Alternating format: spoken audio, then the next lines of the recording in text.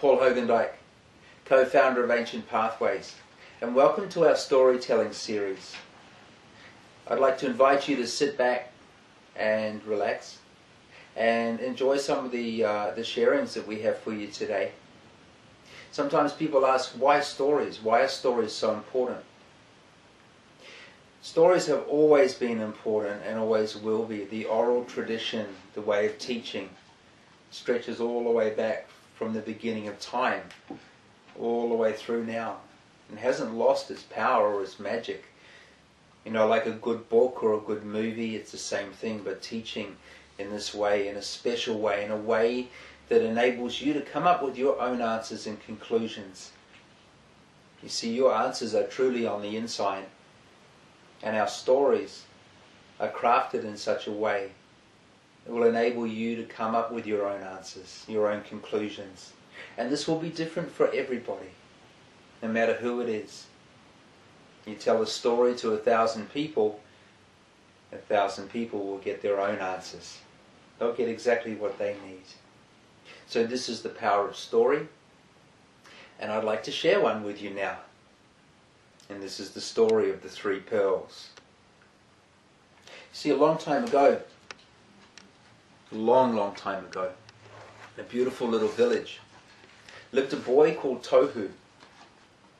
Tohu was an amazing young man. He worked hard for his father. He worked as a blacksmith, he trained as a blacksmith, and he trained hard. His brother was a blacksmith already, his elder brother. And his father was teaching the two of them the trade. The grandfather had been a blacksmith. His great-grandfather before him had done the same job. And Tohu was now learning to do what his family had done for such a long time. And one day, as Tohu was working in the forge, he'd been working hard all day, pushing his body to the max, which was difficult for the young fella because his hands weren't strong, his body wasn't particularly strong. But this particular day, Tohu was heading back home, waiting for a beautiful meal at the end of the day that his mother would cook for him. And as he rounded the corner and he went down the path that he normally went to, across the park, where the old tree lay on the right-hand side of that park, something caught his eye. There was an old man there. Now Tohu had never seen this old man before. In fact, he was dressed quite differently to many of the villagers. He really looked like he didn't belong in this area. Tohu looked at him, glanced out of the side of his eye, the corner of his eye, and there's something different about him. As he neared the old man said something to him. He said, "How are you, Tohu?" Now Tohu was amazed because he didn't know this guy. How did he know his name? What was this all about? Tohu pulled his jacket up a little bit closer as the wind blew through and down the park and scattered the old leaves along. Well, Tohu said, "I'm fine, thank you," quite short and abrupt. And the old man looked at him with a twinkle in his eye. "Are you?" he said. "Are you really?" Tohu was taken aback, because he really wasn't okay, and yet he'd said that he was. And something about the old man, he knew that he could trust him. He wasn't sure why. But he looked at him and he said, "You know what?" He said, "I'm not really okay." He said, "There's something wrong here." He said, "I know there has to be more to life than being a blacksmith. There has to be more to life than living in the village the way I live." You see, Tohu had noticed a change in his village in the last little while. It was like the sun hadn't shone quite as brightly for a couple of years now. It was like a cloud had sat over that village and pushed down on the village itself, and the crops hadn't grown so well for some years. The food just didn't taste quite as good. And the villagers just didn't seem as happy. And the water wasn't as sweet as it used to be. And Tohu knew there was something wrong. He also knew there was something that wasn't sitting well with him, and he believed and he hoped and he prayed that the old man may have an answer for him. There must be something more, Tohu said. The old man looked at him and with compassion and kindness, and he said, yes, boy, he said, there is. And there is much more to life than this. And he put his hand in his pocket and he pulled out a stone. He placed the stone in the boy's hand.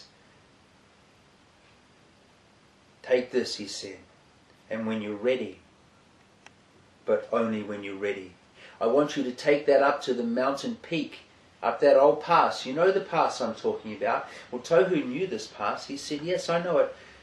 Take the stone. Right in between those two mountains, you know that there's a lake. And Tohu knew of this lake. He was told never to go there. None of the villagers went there. It was called the Lake of Secrets, and it was feared by the villagers. And Tohu's heart just beat that little bit faster. Well, I know of that lake, he said.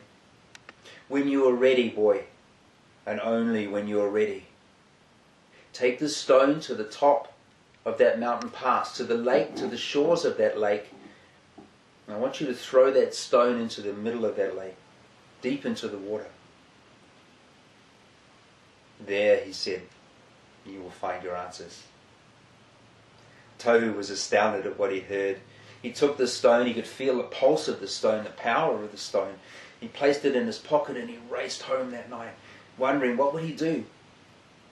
Would he ignore what the old man had said? Or would he go up that mountain pass? Would he place that stone in the water? And if he did, what would happen? So many thoughts going through the young boy's mind, such that he couldn't sleep that night. And early in the morning he got up, he packed himself a little bit of food, wrapped it up, some bread and some cheese and a little bit to drink, because he knew he was in for a big walk, and he snuck out the door. Nobody heard him, everyone was still asleep. Pushed open the old door to the entrance and quietly through the village, praying that nobody was up. Nobody was up, nobody saw him. And as he snuck through the village and went down the mountain pass and up into the hills, places that he'd never been before, stumbling on rocks and scratching himself on bushes, but so excited the concept of what may be up there waiting for him. Tohu got there round about lunchtime as the sun was high, just coming over the mountain peak itself, and he saw the most incredible sight that he had ever seen, that he'd never seen colours like that. The lake itself was just shimmering in the sun. Iridescent turquoise blue. Amazing colour as the sun rippled off the surface of the lake. Tohu's heart began to beat again fast as he felt the stone in his hands. And he went to this edge of the lake. And he threw the stone right out into the middle, all the way out, and it landed with a plop in the very centre. That noise echoed off the cliffs. The ripples began to come back. And Tohu waited. And nothing happened for a moment. Then suddenly there was a great roar and a snort, and out of the very centre of the lake came the most incredible dragon. Eyes of fire, snorting flame, and he looked straight at the boy. You called me, boy, he said. What is it that you want? Tohu said, I didn't call you. He said, all I did was throw the stone in the lake. I didn't call you. Yes, he said, you called me. What is it that you want, boy? Oh, Tohu, again, he said, I didn't know you. He said, the dragon looked at him. Swim out to me, he said, and climb upon my back. Tohu, even though he knew it was the most insane thing he could ever do, did what the dragon bid. He got into the water up to his knees. It was cold, but he went in anyway. He swam all the way out to the middle of the lake, touching the scales of the dragon, and he wrapped his arms around the dragon. And the dragon said to him, hold on tight, boy. Take a deep breath. We're going deep. The dragon plunged all the way down into the water, and Tohu held his breath, hoping that he could hold his breath as long as he needed to. Deeper and deeper and deeper he went into the lake, all the way down, began to get black, began to not be able to see so clearly. The water was cold, and down they went. And then suddenly, with a great burst, the dragon had broken through the water in a cave, a big cavern, and was sitting underneath. He came up to the surface. Tohu took a deep breath in, but he could see nothing. All he knew was that he was in a cavern. And the dragon said to him, "Get off me now. Walk to the shore and wait till I return." Tohu again had to put all his trust in what the dragon had said. But he got off his back and he went across to the shore, and he could feel the edges and the rocks, and he knew he was in a great cave inside. The dragon turned, and with a great splash and a roar, he disappeared, leaving Tohu in total darkness, wondering if the dragon would ever return.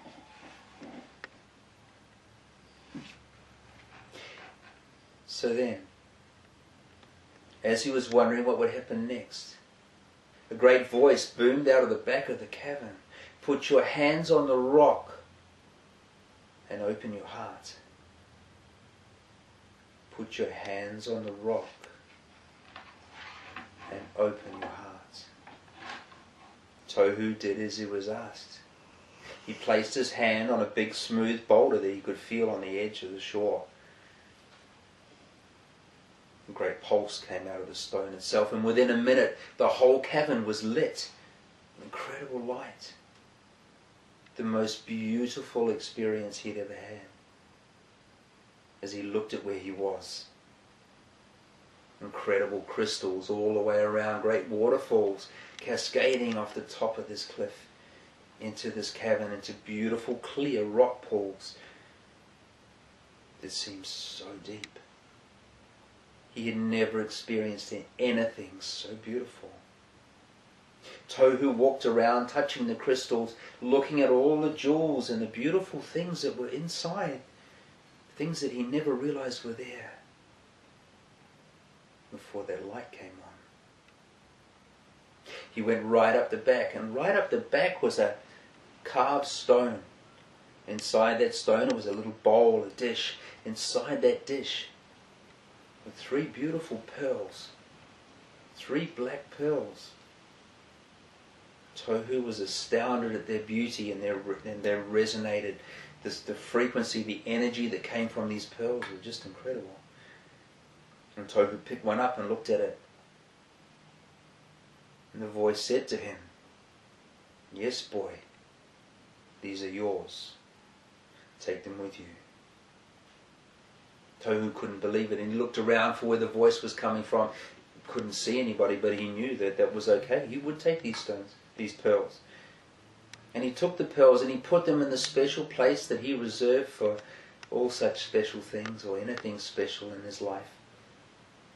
Tucked them into his leather pouch, tied it to his waist, went down to the shore, and within a few seconds the dragon was back. "Jump aboard my back, boy. I can see that you have found what you came here for."